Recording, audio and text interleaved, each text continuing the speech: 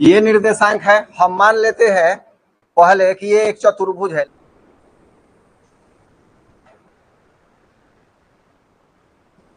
तो यहां से ए बी सी डी, ये फिगर बना लेने से क्या होता है, निर्देशांक समझने में सहूलियत होती है।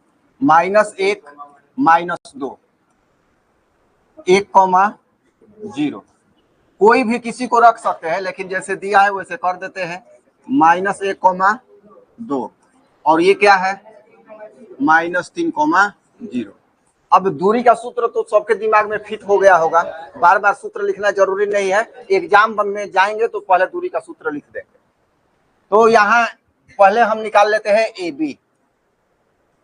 ए बी बराबर, चलो एक बार दूरी का सूत्र लिख देते हैं, x2 - x1 का whole square plus y2 - y1 का होल स्क्वायर।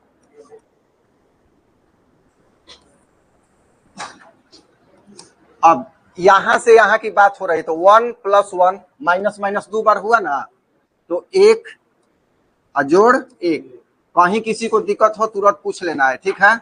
स्क्वायर और 0 -2, 0 + 2 का होल स्क्वायर हो जाएगा 2 स्क्वायर प्लस 2 स्क्वायर होगा, तो हो गया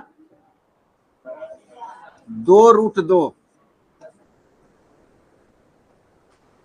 समझ में आ रहा है? 2 दूनी का 4, 2 दूनी का 4, 4 4 क्या हो गया 8, 2√2 हो गया। या √2 स्क्वायर दोनों में कॉमन है, तो 1 + 1 2 अंदर रह गया, 2 स्क्वायर बाहर निकल गया, कॉमन है तो बाहर 1 2 निकला ना। अब ए बी के बाद बी सी हम निकालते हैं, तो बी सी के लिए ये x1 y1 x2 y2, ठीक है। तो -1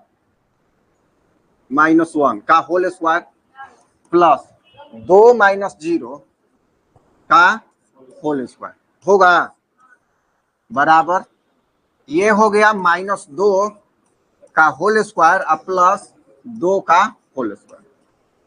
देख लो होगा ना, 2 दूनी का 4 प्लस 4 क्या हो गया 8, यही वाला आ गया कहानी, तो क्या हो गया 2√2। बीसी हो गया। अब हम सीडी निकालते हैं। सीडी के लिए हम x1 y1 इसको, x2 y2 इसको, या इसको भी मान सकते हैं, हम इधर चल रहे हैं इसी को मान रहे हैं। -1 अब माइनस +3, -1 +3 का होल स्क्वायर प्लस 2 - 0 का होल स्क्वायर। ये हो गया 2 हो गया 2 का स्क्वायर प्लस 2 का स्क्वायर। यहां आ गया 4 + 4, तो 2√2 हो जाएगा।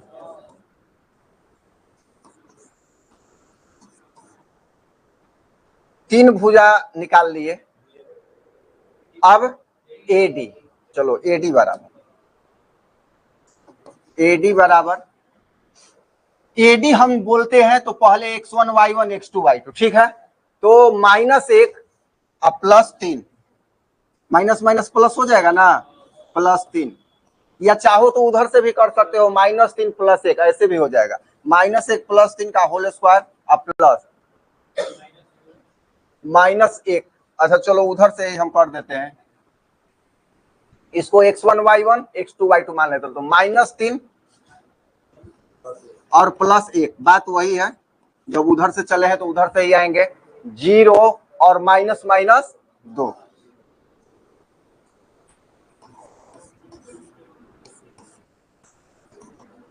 तो -3 + 1 कितना हो जाएगा -2 का स्क्वायर प्लस 2 का स्क्वायर, 4 + 4,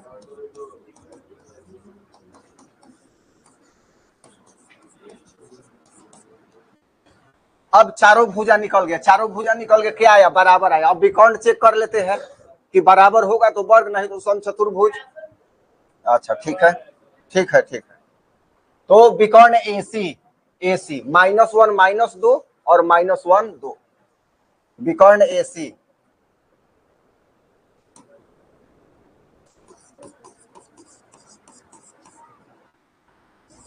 AC बराबर विकर्ण AC क्या था पॉइंट -1 -2 और ये क्या है -1 2 यही था ना विकर्ण का पॉइंट।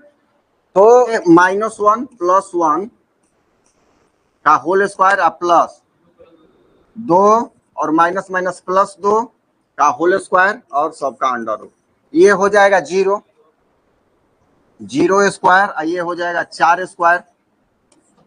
तो 4 स्क्वायर का क्या हो जाएगा 16, क्या हो गया 4 इकाई। अब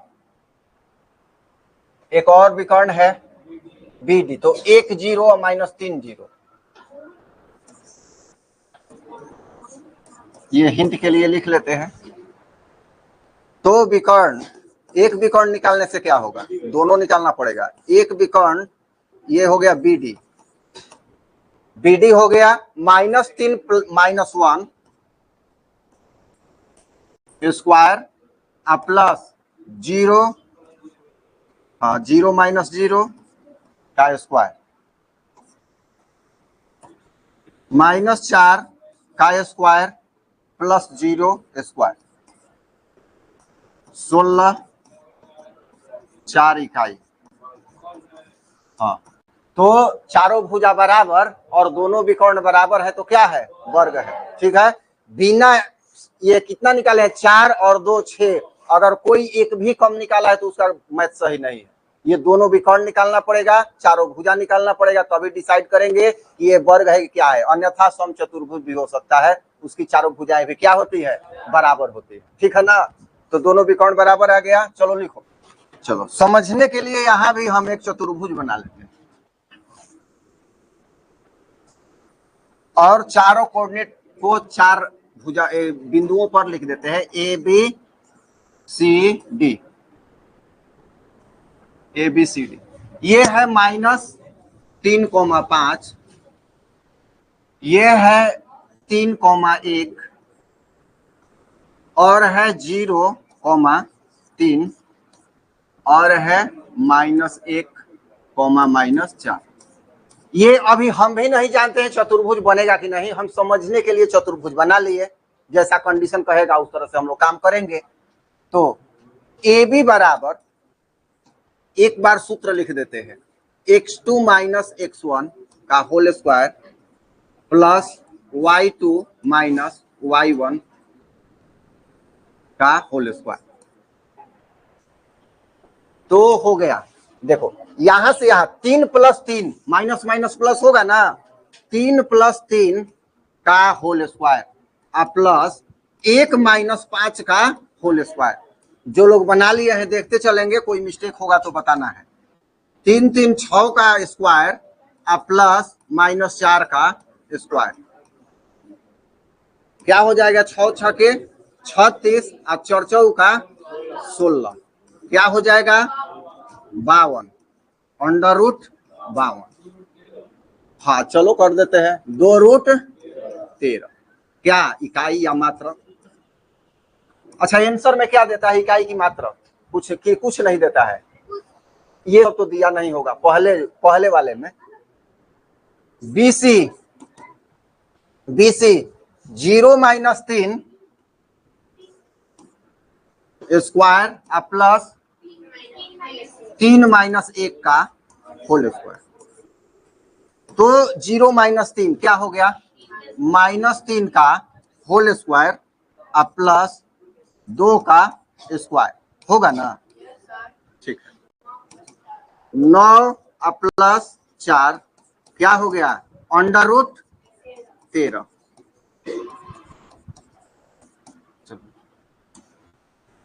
आगे बढ़ते हैं। अब ABBC CD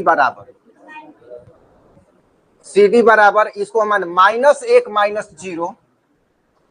-0 का होल स्क्वायर प्लस -4 -3 का होल स्क्वायर। तो हो गया -1 का स्क्वायर अब +-7 का स्क्वायर। 1 का माइनस का क्या हो जाएगा 1 प्लस 49 बराबर 50। ठीक है। अब एडी, जब एडी लिख दिए तो ये 1 हो गया, ये 2 हो गया, तो -1 + 3। हाँ अच्छा चलो देखते हैं। -1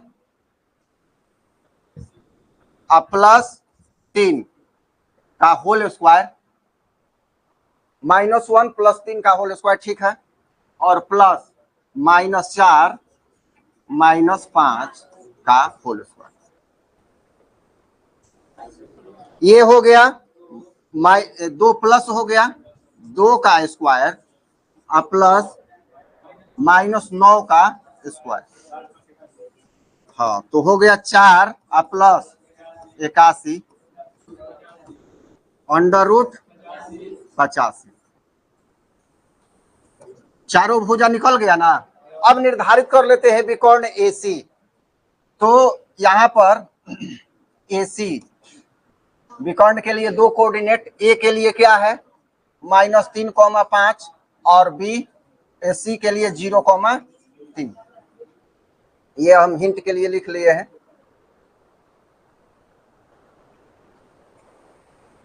AC विकर्ण बराबर 0 + 3 0 + 3 का स्क्वायर प्लस 3 - 5 का स्क्वायर। तो हो जाएगा 3 स्क्वायर प्लस माइनस 2 स्क्वायर। 3 तिया 9 प्लस 4 √13 इकाई। अच्छा एक और विकर्ण है, एक और विकर्ण है BD है ना एक। हाँ तो यहाँ BD को भी हम लिख लेते हैं। BD क्या है BD 3,1 -1, -4। ठीक है। BD बराबर -1 -3 का होल स्क्वायर प्लस -4 -1 का होल स्क्वायर।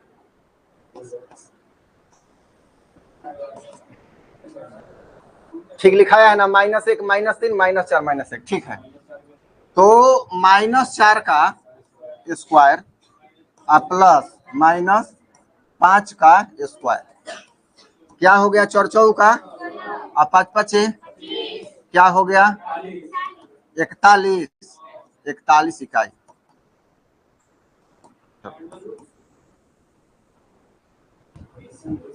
ठीक है। अच्छा चलो अब थोड़ा सा समीक्षा कर लेते हैं। यहां से हम देख रहे हैं ए बी कितना आ गया 2√13। BC कितना आ गया √13। CD कितना आ गया √50। AD कितना आ गया √85। AC क्या आ गया √13 और BD क्या आ गया 41। हम बात करते हैं AB कहाँ है ये है। कितना आया है AB नहीं 2 AB कितना 2√13 ना 2√13 आ गया। ठीक है। और BC √13 और AC